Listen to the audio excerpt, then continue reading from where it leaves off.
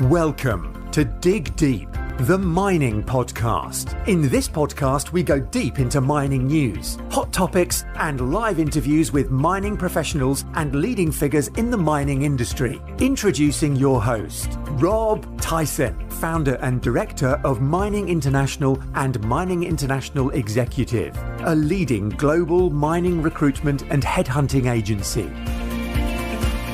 Hi, mining community. Welcome back to another episode of the Dig Deep, the mining podcast. And today's guest is Stewart McCallion, who's the managing director of Burley Minerals, who are an ASX-listed exploration development company with strategic assets located in the globally recognised Tier-1 Province of Quebec, Canada, and also Western Australia.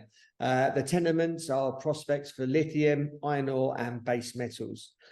Stewart has over 20 years' experience in the resources industry with a variety of mineral commodities, including copper, gold, iron ore, nickel, zinc, and has been involved in all stages of the project lifecycle, from exploration to greenfield and brownfield development and operations, and has worked in Canada, Australia, Asia, Africa, and Europe.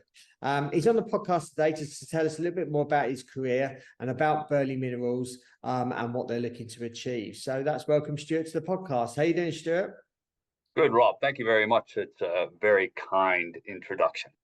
Yeah, well, I'm going to hand it over to you to actually then tell us in a lot more detail about your career. Obviously, that was just a snapshot, but a lot of my audience like this part of the episode because apart from it's the beginning, it also they understand the guest, which I suppose other podcasts don't generally go into as much detail, but this is where obviously the guest can tell the audience a little bit about their career, about their background, and how their career has developed to where it is today. So I'll hand it over to you to let us know and tell the audience a little bit about yourself.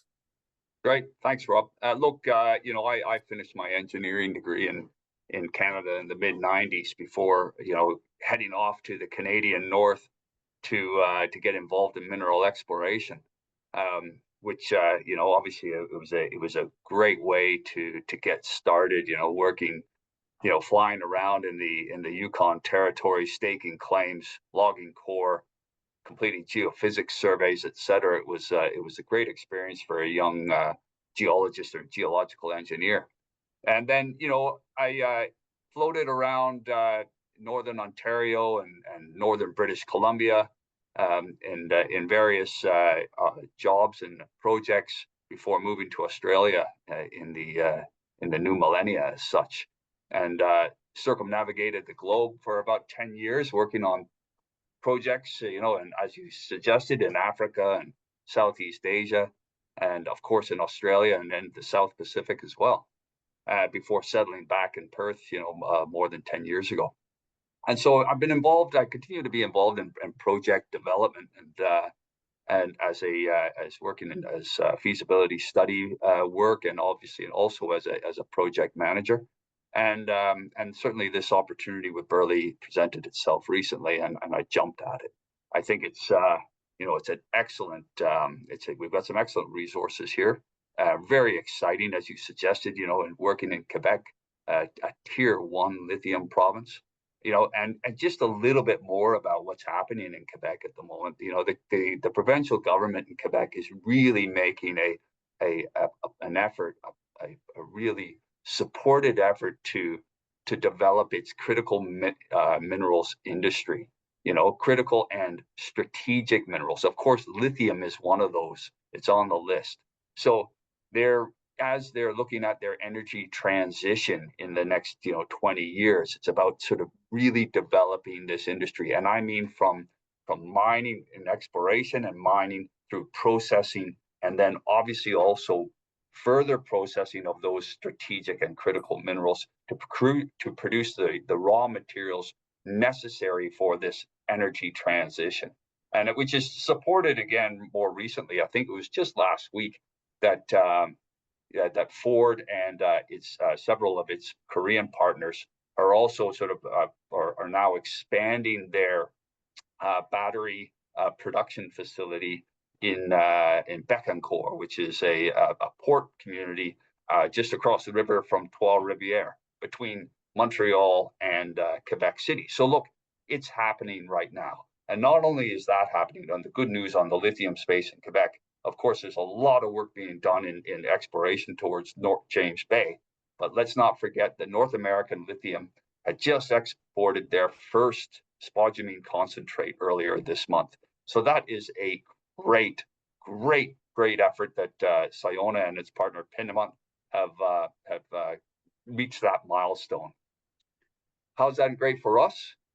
North American Lithium is 10 kilometers away from the Chubb Lithium project that we are exploring and developing right now. So look, I don't think we could be in a better spot. I think it's fantastic.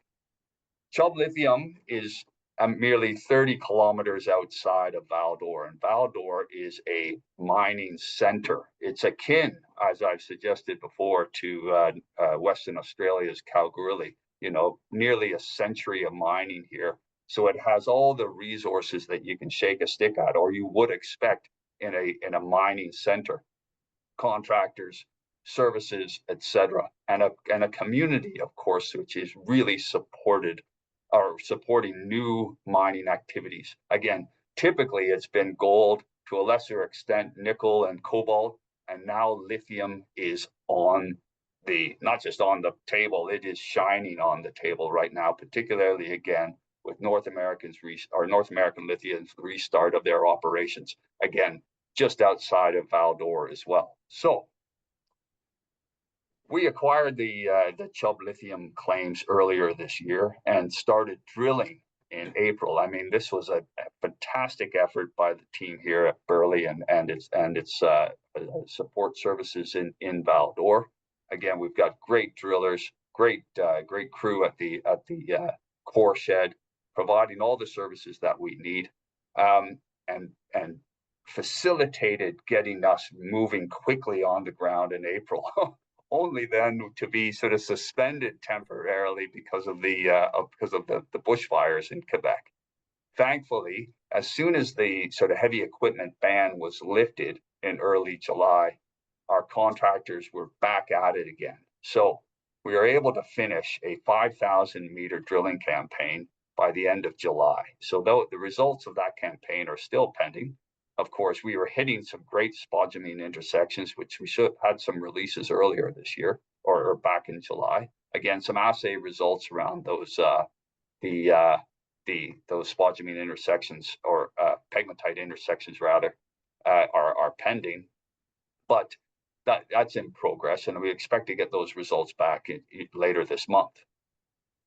While we finished that drilling campaign, we moved into a geophysics survey. And the idea of the geophysics survey is basically looking for resource expansion. Again, this mineralized zone that we're focusing on at Chubb is a series of parallel pegmatite dikes with big spodumene crystals in them, and it's plain to see.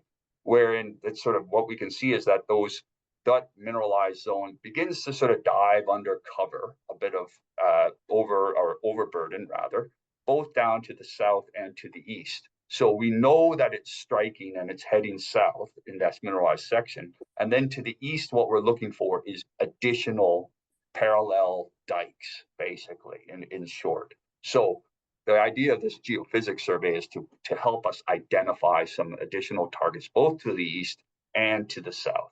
So we're getting the results of that geophysics survey in this week. We're going to start drilling again next week. We've got some targets already lined up. We get some results of the geophysics to give us some additional targets, and we're going to keep progressing a 3,000 meter drilling program well into September. At the same time, now we're sort of getting some samples together and continuing some commencing some metallurgical test work. Again, this is very preliminary stuff, basically to see what this ore body can do. That is, how much of the spodumene can we recover, and how well does this ore body beneficiate through what we would say is a typical spodumene concentrator type flow sheet, basically. That is typical to, say, what we're seeing in North America, Australia, or in other places around the world. So very exciting times for Chubb in the next few months. Yeah. And Burley Minerals, so just wondering if you can just tell us a little bit about, I suppose, how the company formed and a little bit about the management team as well.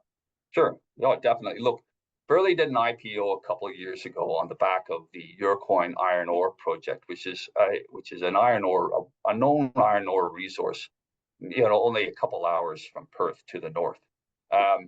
And it's a really excellent magnetite resource. Again, it's relatively close to the port of Geraldton and certainly close to Kwinana. We got in there. This particular resource had been looked over by or worked for a bit by Cliffs, amongst others. We inherited, or we bought the resource and then completed an IPO accordingly. We're getting stuck in to do more work at Tier-1 before we are sort of running into a few issues with landholders. It is smack dab in the middle of the wheat belt, but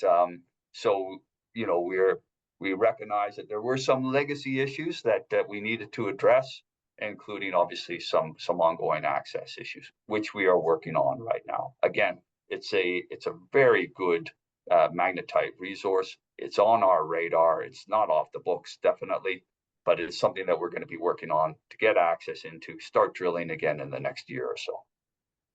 Okay. And obviously you mentioned about the metallurgical test work that you're doing. Why is that important while you're doing that at this particular stage? Yeah, look, it may seem a little bit early as we are still working on resource expansion and resource definition. However, for me, I am not entirely, while I'm also focusing on the resource, I'm also looking ahead, basically. And that means, again, as I suggested earlier, about what is this ore body capable of?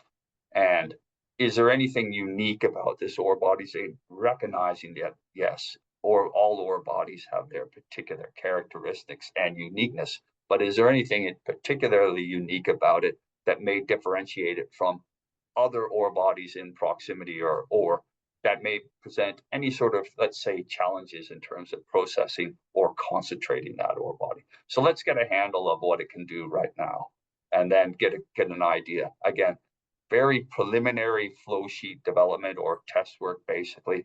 What can it do? What can we recover? What is a beneficiation path for it? You mentioned obviously resource definition drilling. What's involved in that? Look, it's really, I mean, it's about the frequency of drill spacing. We have a good handle and a good understanding of the extent of the resource as it stands right now. Again, resource definition is not something that is mutually exclusive from resource expansion, of course. So while we are looking at expanding the resource, we'll also look to find some definition. Basically, definition is filling the gaps. We know let's say we have a drill hole at point A and another drill hole at point B. Let's fill the gaps to improve confidence by putting one right in the middle between A and B, for instance. That's what we're looking at definition. It's about improving confidence in the resource model. When do you think you'll have the preliminary mineral resource estimation for Chubb? Yeah, look, again, I'd like to say that I'm targeting something towards the end of the year or early next year for a very preliminary, maybe an indicated resource at Chubb. However, I'm going to hold and before I make too many promises. I'm targeting that, but we're also, again, looking at resource expansion. So it could depend on what we find to the east and what we find to the south. So I know there is a resource there, and it's a good one. And I know between the existing sort of holes that I have something there, and I can start filling in the blanks and improving confidence. However, I'm stepping out. I'm going to look further. I'm looking further south, and I'm looking further to the east. We're looking for extension of these existing dikes, and I'm looking for more parallel dikes to the east. Yeah. Well, I suppose you obviously recently joined the company. What excites you about this particular project? Look, I went up to Val-d'Or in July, and it was a beautiful drive, frankly, from Montreal north. It was a lovely drive through the Laurentian Mountains and sort of lakes that extend north of Montreal and through to Val-d'Or. Great dual lane carriageway all the way up. The infrastructure is in place, Rob. Look, it's there. There's a railway that runs through Val-d'Or.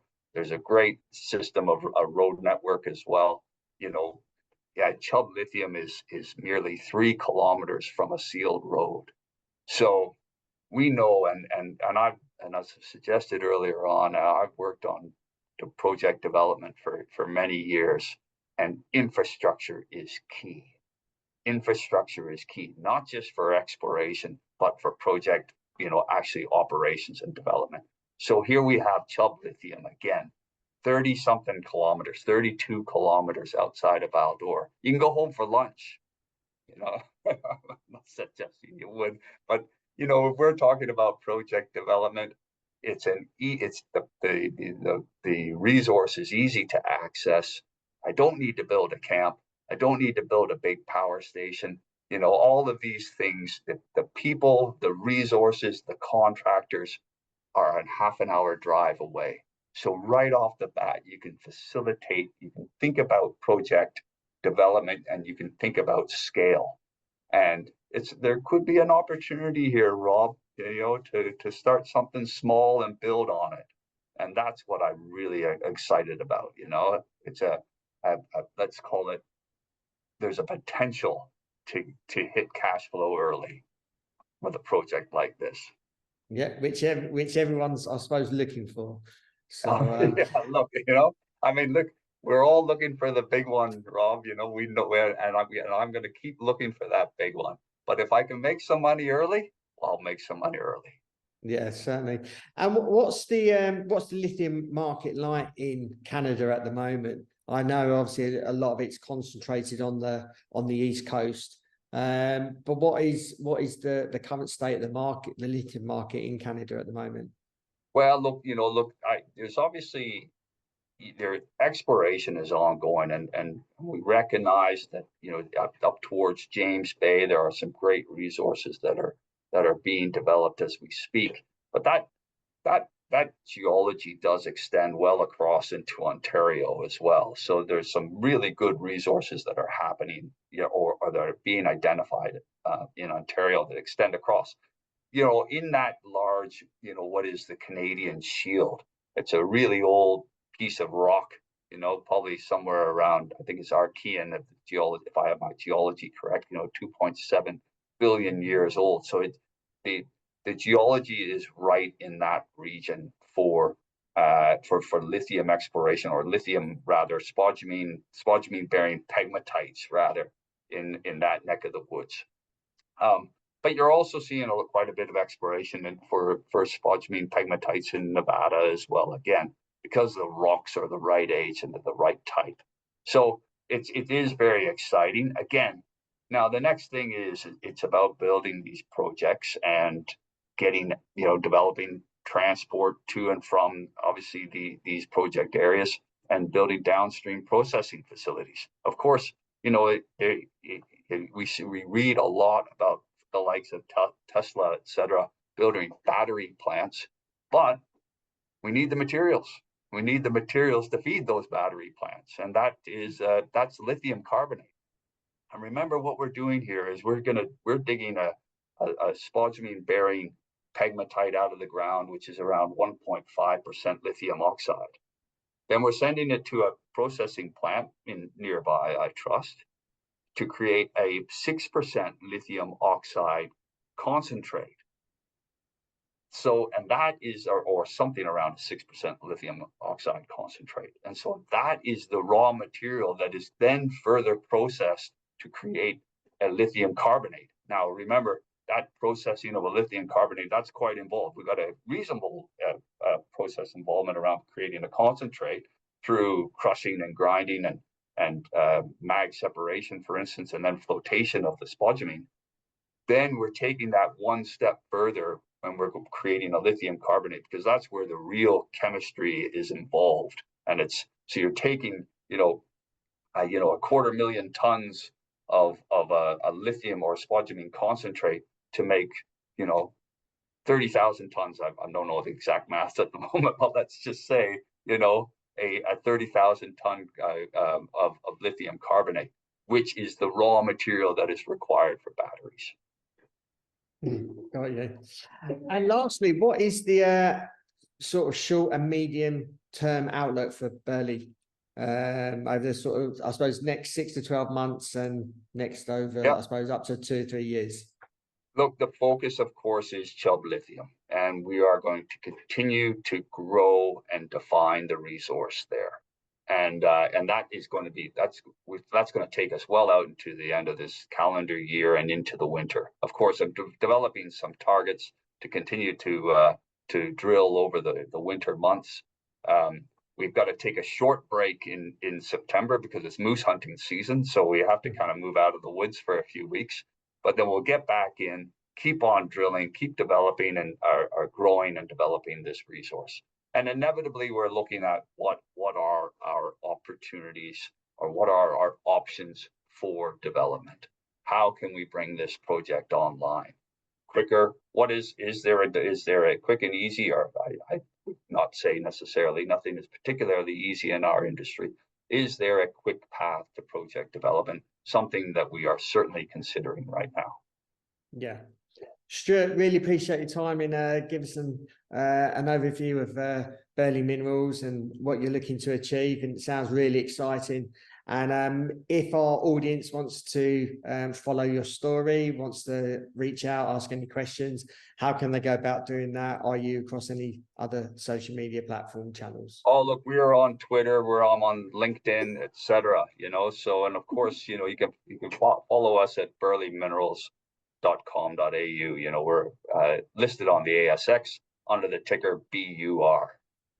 Right, no worries. We'll include all those companies' podcasts in the show notes below. So for people to easy access and get some more information. So really appreciate your time. All the best for the remainder of the year. Perhaps you can come onto the podcast next year and give us an update. I look forward to it, Rob. Thank you very much. No worries. Thank you for listening. I hope you enjoyed that episode. Please share this episode and the podcast to others around the industry, others around the world within our industry, and obviously people outside of the industry as well. Again, it's all part of the green revolution, and it's good for people outside of mining to actually understand what mining is, and it's obviously essential and needed for future humanity, for us to grow as a human species, and obviously for the green economy as well. So appreciate your continued support, and until next time, happy mining. Thank you for listening. Remember to reach out to Rob via the show notes, and be sure to subscribe and leave a review. Until next time, happy mining, helping each other to improve the mining industry.